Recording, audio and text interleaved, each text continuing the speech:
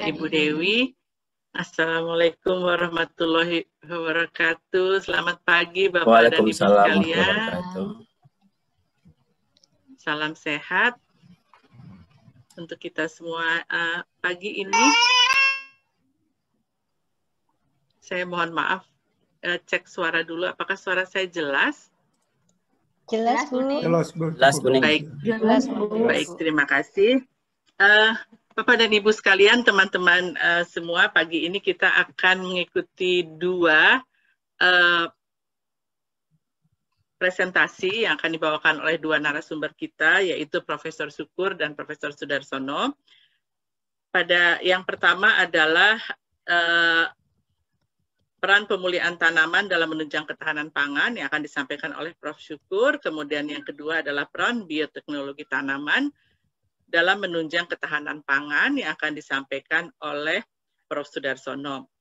Masing-masing akan berlangsung selama sekitar 20-25 menit, kemudian dilanjutkan dengan diskusi, dan Bapak dan Ibu kami mohon dapat mengajukan pertanyaan melalui fitur chat yang ada pada Zoom meeting pada pagi ini. Kemudian Bapak, ada insentif kepada Bapak dan Ibu dan teman-teman semua ini yang mengajukan pertanyaan terpilih akan mendapatkan hadiah buku yang tadi sudah ditampilkan. Jadi boleh memilih buku mana yang akan dipilih, ya, yang diinginkan nanti akan dihadiahkan oleh Prof. Syukur. Terima kasih Prof. Syukur atas hadiah buku untuk para peserta. Baiklah Bapak dan Ibu dan teman-teman semua, kita akan mulai acara webinar kita pada pagi ini dengan topik yang pertama, yaitu peran pemulihan dalam menunjang ketahanan pangan yang akan disampaikan oleh Prof. Dr. Muhammad Syukur, SPMSI.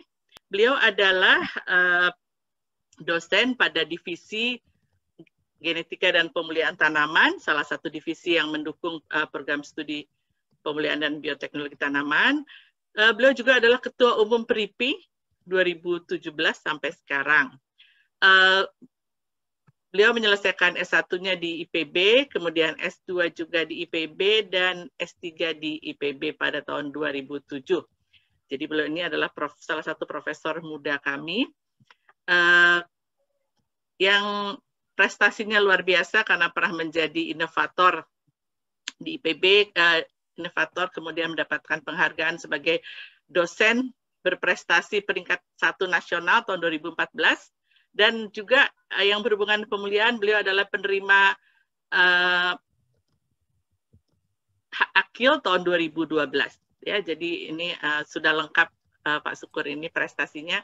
Untuk itu kita persilakan beliau menyampaikan topik yang pertama, yaitu peran pemulihan dalam menunjang ketahanan pangan.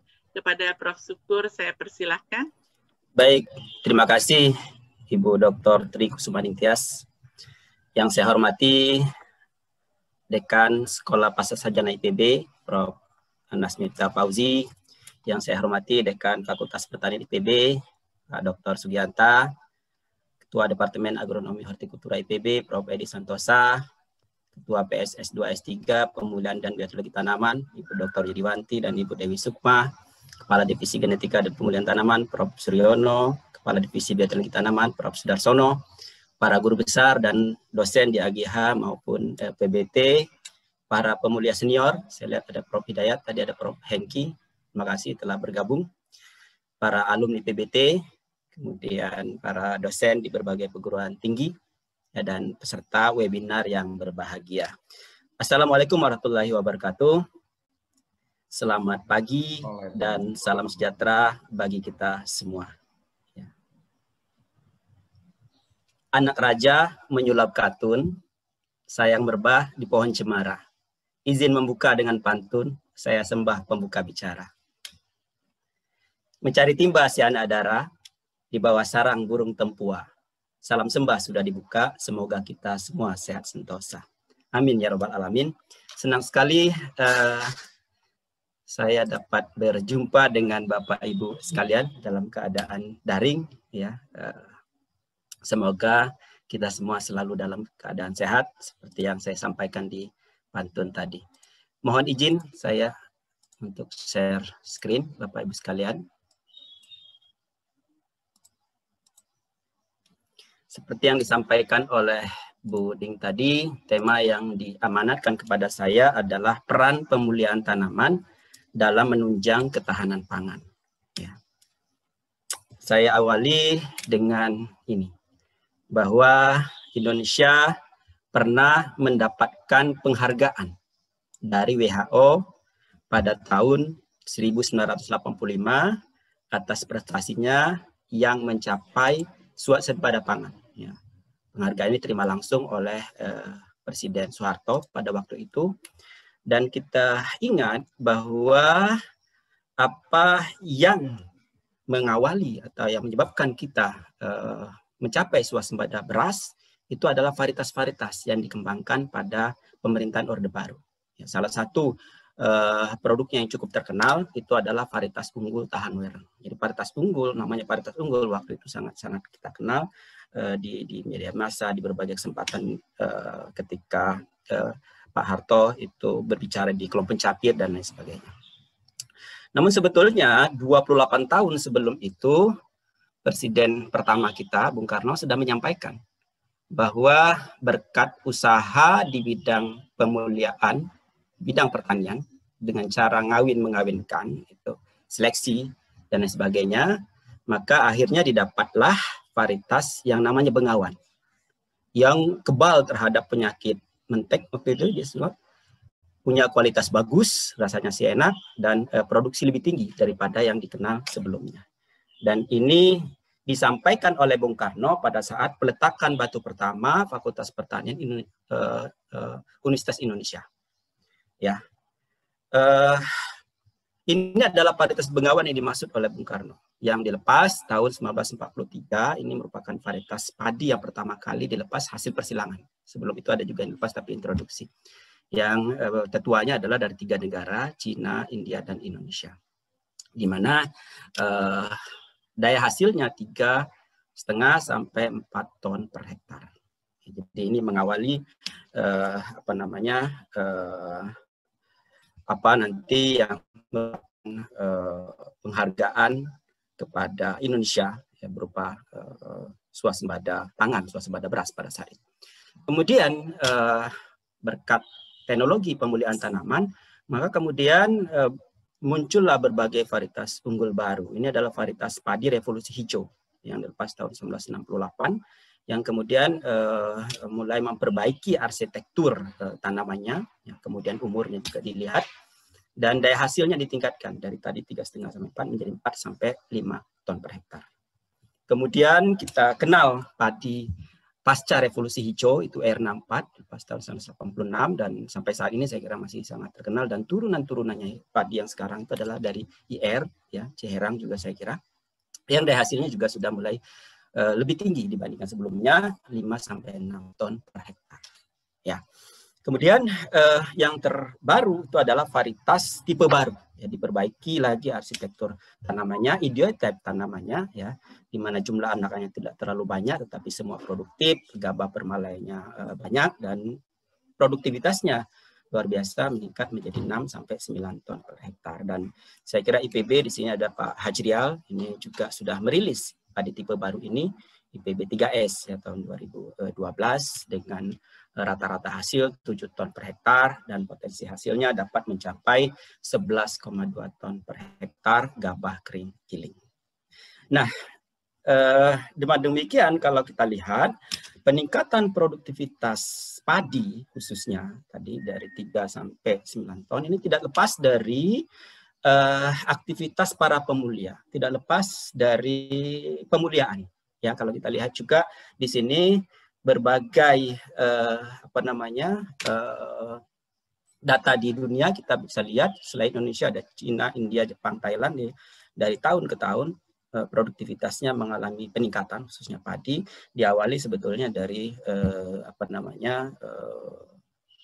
revolusi hijau, atau sebelum itu adalah dengan ditemukannya hukum Mendel, kemudian genetika kuantitatif, kemudian pengembangan ilmu pemuliaan, genetika, dan lain sebagainya, sehingga produktivitas padi juga semakin meningkat. Demikian juga dengan komoditas-komoditas lain, tomat, kentang, gandum, kedelai, jagung, dan sebagainya.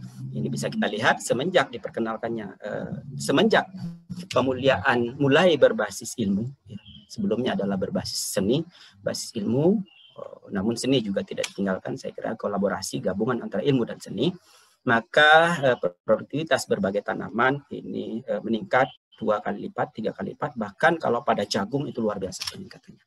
Ya, jadi dengan adanya teknologi pemulihan yang semakin berkembang, maka produktivitas tanaman semakin meningkat. Dan tentu ini sumbangannya sangat besar bagi ketahanan pangan di berbagai belahan dunia. Tadi di awal dengan revolusi hijau mengatasi kelaparan di berbagai negara, kemudian masuk ke Asia Tenggara revolusi hijau itu, dan ke Indonesia berakhir tadi pada swasembada beras pada waktu itu. Dan semenjak Indonesia merdeka ini sampai tahun 2020, sudah ada 4.428 varietas yang dihasilkan. Ya, terbanyak memang adalah sayuran, karena dilihat dari tingkat komersialnya tinggi, maka banyak sekali varietas-varietas sayur yang sudah dilepas, itu 1.860. Kemudian tanaman pangan yang banyak adalah padi. Ya, saya kira kemudian diikuti oleh buah-buahan, kemudian perkebunan, hias, dan biofarmaka. Dan sebetulnya varietas tanaman pangan yang pertama kali dilepas tahun 1918 ya, sebelum Indonesia merdeka, itu kedelai waktu itu. Dan memang berbagai varietas tanaman itu mulai intensif itu dilepas varietasnya semenjak adanya peraturan tentang undang-undang budidaya tanaman yang kemudian mewajibkan sebelum diedarkan wajib untuk dilepas varietasnya. Ya, ini adalah berbagai data tentang bagaimana komoditas berbagai kelompok tanaman itu dilepas. Ya. Misalnya sayuran itu yang pertama kali adalah intan, kemudian buah-buahan itu adalah durian petruk, hias itu adalah gladiol dari dengan varietas Dayang Sumbi, kemudian biofarmaka itu adalah varietas Cimanggu, kelapa sawit itu adalah DP Sungai Pancur. Nah, untuk program studi pemulihan dan teknologi, program studi pemulihan dan bioteknologi tanaman PB, ya, dosen-dosennya itu sudah hampir melepas dan atau mendaftarkan varietas ya di Kementerian Pertanian, hampir 100 varietas ya. Tadi adalah padi, kemudian yang fenomenal juga adalah pepaya. Saya kira pepaya Kalina ini masih merupakan varietas yang fenomenal sampai saat ini. Kemudian berbagai varietas hortikultura, cabai, kemudian melon, kemudian atau juga membantu pemerintah daerah dalam melepas varietas lokal, ya, misalnya nanas, kemudian salak, ya, manggis dan lain sebagainya. Jadi sudah hampir 100 varietas. Ini ada contoh juga berbagai varietas cabai hias, ya, untuk urban farming juga sudah didaftarkan di Kementerian Pertanian dan 3 sudah dilepas, yaitu Ayasha, Sakira, dan Lembai. Ya. Nah, dilihat dari karakter yang dilakukan kegiatan pemulihan, kita lihat bahwa saat ini pemulihan sudah masuki pada generasi ketiga. Jadi pemulihan generasi pertama itu adalah perakitan dan pengembangan varietas berdaya hasil tinggi, ya, produktivitas tinggi dan lain sebagainya. Dan saya kira komoditas-komoditas baru yang belum ada varietasnya biasanya di awal pelepasan varietas adalah yang berdaya hasil tinggi. Ya. Kemudian diikuti juga pemulihan generasi kedua adalah perakitan varietas yang tahan terhadap cekaman biotik dan abiotik. Ya, tahan terhadap hama, tahan terhadap penyakit, cekaman abiotik, ya, tanah masam, tanah gambut dan lain sebagainya, di mana Indonesia itu ada 48 ekosistem. Ya, jadi memang pemulihan untuk perakitan terhadap varietas tahan cekaman biotik dan abiotik ini sangat penting di Indonesia. Ya. Kemudian pemulihan generasi ketiga adalah peningkatan kualitas dan nilai gizi, ya, yang kita sebut dengan biofortifikasi. Ya, ini adalah pemulihan yang generasi ketiga. Ya, jadi kalau kita lihat pada padi saja, ini pemuliaan mulai dari peningkatan produktivitas yang saya sampaikan tadi, kemudian juga merakit varietas yang unggul, yang tahan terhadap berbagai hama dan penyakit, dan kemudian terakhir juga tadi biofortifikasi untuk tahan seng dan mengandung besi, mengandung seng dan lain sebagainya. Ya. Nah, biofortifikasi ini menjadi sangat penting pada dengan adanya pandemi COVID 2019 ini COVID-19, di mana kandungan gizi khususnya pada tanaman sayuran ya ini sangat penting untuk meningkatkan imun, meningkatkan ketahanan tubuh ya. Jadi pasca pandemi COVID ini saya kira akan sangat penting untuk melakukan biofortifikasi pada berbagai tanaman, khususnya adalah sayuran. Dan dengan adanya work from home, ini pemuliaan untuk urban farming ini saya kira juga sangat penting, yang adaptif di pekarangan sempit, karakter unik, kemudian tadi pertama juga nilai gizi yang baik. Ini adalah biofortifikasi pada berbagai tanaman pangan di dunia. Saya kira ini pemulihan generasi ketiga di dunia, saya kira sudah pada tahapan ini. Yang fenomenal adalah beras padi golden rice ya. Kemudian dari sisi teknologi pemulihan tanaman ini kita sudah memasuki pada pemulihan 4.0. Jadi kalau kita coba untuk mengklasifikasikan mulai dari pemulihan 1.0 kita didasarkan kepada seni dan fenotip. Ini awalnya dari domestikasi, itu ada ribuan tahun, puluhan ribu tahun itu petani-petani kita melakukan kegiatan pemulihan tanaman berdasarkan kepada seni dan fenotip-fenotip unggul yang penting. Kemudian dengan adanya penemuan kembali hukum Mendel tahun 1900-an, maka pemulihan ini mulai memanfaatkan informasi genetik. Jadi ilmu mulai berkembang di situ, sehingga selain seni maka ilmu juga mendasari kegiatan pemulihan tanaman. Populasi bersegregasi, hasil persilangan, kemudian genetika kualitatif dan lain sebagainya. Itu adalah pemulihan 2.0. Kemudian pemulihan 3.0 ini diawali dengan ditemukannya double helix ya, informasi tentang DNA yang kemudian pemulihan bisa berdasarkan marker assisted selection atau MES dan marker molekuler. Dan penemuan itu juga menggiring kita untuk memasuki pemulihan 4.0, transformasi genetik, kemudian genome editing, dan ini saat ini saya kira kita sudah masuki pemulihan 4.0.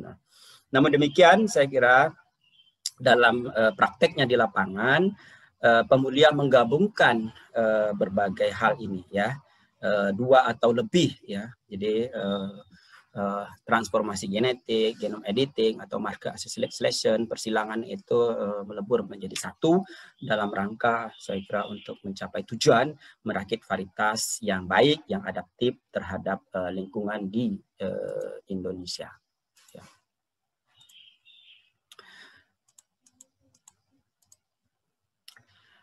Baik, saya kira itu adalah tentang teknologi pemulihan tanaman. Lalu yang tidak kalah menariknya, yang tidak kalah pentingnya adalah pemulianya, ya, orang yang melakukan kegiatan pemulihan tanaman. Yang kita sebut ini pemulia dan revolusi pertanian. Ini Bung Karno yang menyatakan bahwa bilakah seorang pemuda atau pemudi Indonesia ahli ilmu pertanian ini mendapatkan satu padi kering yang all round itu, ya, yang bisa ditanam di lahan kering di luar Jawa, maka satu revolusi besar dapat kita jalankan di lapangan pertanian padi. Jadi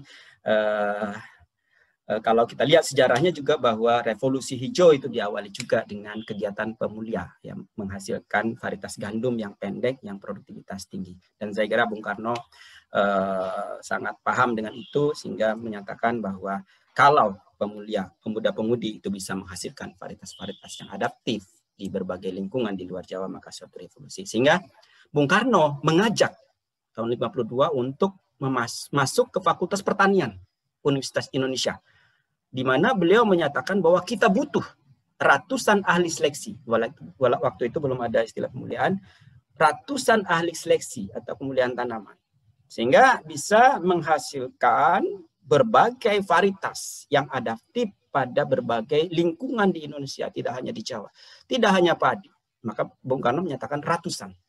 Nah ini mari kita tengok, yaitu adalah lebih 60 tahun yang lalu, lebih dari 60 tahun yang lalu saya kira ya. Ini Bung Karno sudah mengajak kita semua ya. Jadi dengan ajakan ini maka para senior kita di bidang pemuliaan ini tergugah untuk masuk pertanian, lalu kemudian menggeluti bidang pemuliaan. Jadi misalnya ada Pak Abdul Bari, Pak Andi Hakim waktu itu juga menggeluti pemuliaan, kemudian Pak Prof Amris Mamur dan lain sebagainya. Ya. Nah, apakah sekarang itu sudah tercapai apa yang diinginkan itu tahun 52 ya ratusan. Nah, saat ini itu pemulia di Indonesia yang tercatat di PRIPI itu 925. Jadi masih ratusan ya. Sudah tercapai sebetulnya apa yang diinginkan oleh Bung Karno. Tapi kalau kita lihat SDM pemulia tanaman yang diinginkan, kita perlu minimal ya 10.620 pemulia tanaman. Ya, idealnya satu orang pemulia itu melayani 1.000 sampai 3.000 orang petani. Jadi kalau ada 31 juta petani maka sekitar itu. Dan sumber daya pemulia ini di pemerintah maupun swasta ini tidak beranjak ya. Ini data tahun 94, data tahun 2000 bahkan mengalami penurunan kalau kita lihat sekarang yang tercatat di PRIPI itu plus minus 1.000 orang ya. Nah, padahal kebutuhan pemulia itu setidaknya 4 hal ini selain daripada yang lain untuk mengembangkan teori pemuliaan. Ini adalah pemulia dasar, kemudian peningkatan kapasitas sumber daya genetik, kemudian perakit varietas, kemudian bioteknologi tanaman. Saat ini yang mendominasi adalah perakitan varietas, kemudian bioteknologi, ya bioteknologi 30%, perakit varietas 38%. Ya. Dan kita Indonesia khususnya perlu banyak pelaku pemuliaan dalam berbagai tahapan, ya, mulai dari S0, S1, S2 hingga S3 pada berbagai level. Itu SMK saya kira juga diperlukan untuk melakukan persilangan, kegiatan teknis di lapangan, seleksi dan lain sebagainya. Saya kira sangat tepat ya kalau adik-adik, teman-teman semua ini yang berminat untuk mengembangkan ini karena memang bidang ini sangat dibutuhkan oleh bangsa Indonesia. Mulai dari Bung Karno tadi menyampaikan butuh itu, kemudian juga Pak Harto juga menyampaikan pentingnya pemuliaan itu tadi varietas unggul dan lain sebagainya, sampai kepada Presiden kita SBY waktu itu memberikan penghargaan ya. Waktunya ini 3 menit lagi. Makasih Bu Ning, ini terakhir slide-nya. Makasih sudah diingatkan. Merespon atas usulan Prof. Toto Agung ya pada saat pertemuan DBB Padi tahun 2008 bahwa penting kita memberikan penghargaan, pemerintah memberikan penghargaan kepada pemulia-pemulia berprestasi yang kemudian diberi nama Anugerah Kekayaan Intelektual Luar Biasa tahun 2009 sampai 2014, dan dari semua akil itu 15 sampai 20 orang, maka yang didominasi adalah bidang pemuliaan. Saya kira perlu kita apresiasi apa yang dilakukan oleh Presiden kita SBY pada waktu itu. Dan PRIPI tahun 2019 juga memberikan penghargaan kepada pemulia-pemulia berprestasi. Ya, di mana waktu itu Prof. Toto Agung menyatakan bahwa kita semua mengkonsumsi nasi, beras. Tapi tahukah kita siapa yang merakit IR Nampa, siapa yang merakit IC Herang, siapa yang merakit varietas yang kita hasilkan sekarang? Ya, yang kita konsumsi sekarang. Kalau bidang kita saya kira sih kita paham, tapi apakah masyarakat kita kenal? Maka penghargaan itu sangat penting. Nah, sebagai penutup dari sesi ini adalah bahwa pemuliaan tanaman yang menjadi salah satu ujung tombak saya kira dalam menunjang peningkatan produktivitas dan kualitas produk pertanian, dan sangat relevan saya kira dalam menunjang ketahanan pangan Indonesia. Selama 75 tahun Indonesia merdeka telah dihasilkan 4.400 varietas tanaman, baik pangan, hortikultura maupun perkebunan, dan teknologi pemulihan tanaman sudah sampai pada pemulihan 4.0, namun pemulihan menggunakan 2 atau lebih teknologi tersebut secara bersama-sama. Indonesia memerlukan banyak pelaku pemuliaan dalam berbagai tahap dan pendidikan baik S0, S1, S2, dan S3. Oleh karena itu, program studi ini mengundang teman-teman yang berminat dan berprestasi untuk masuk ke dalam program studi ini. Terima kasih atas perhatian Bapak Ibu semua. Sekali lagi semoga kita semua selalu sehat, Sampai jumpa di lain kesempatan. Assalamualaikum warahmatullahi wabarakatuh.